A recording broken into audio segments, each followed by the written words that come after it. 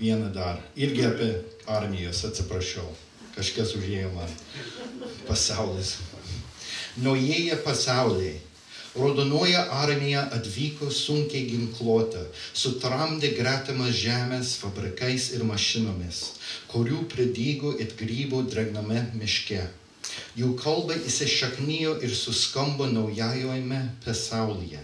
Čingačkukas ir Unkas pasitraukė į mito poetinį pelkės gilumą. Jų žemės kampelis, menkas it pelytė, iškentė daugiau dievorykščių nei Egiptas. Joks pėdsakys neatėjo jiems į pagalbą.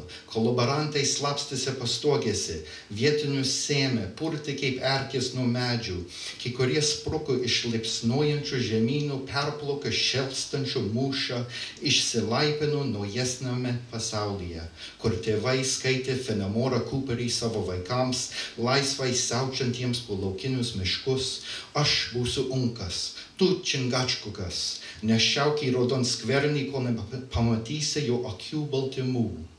Taip ir baigėsi pasaulis, sujauktas, sudarkytas, uolos atodanga ant takelio visomis savo trilobitų detalėmis liudija, kaip subyra imperijos, beveik taip greit, kaip ir susikūrė. Gaia Invicta. Ačiū labai. Ačiū. Matai, Rimai, tave žmonės klausėsi net atsistoję.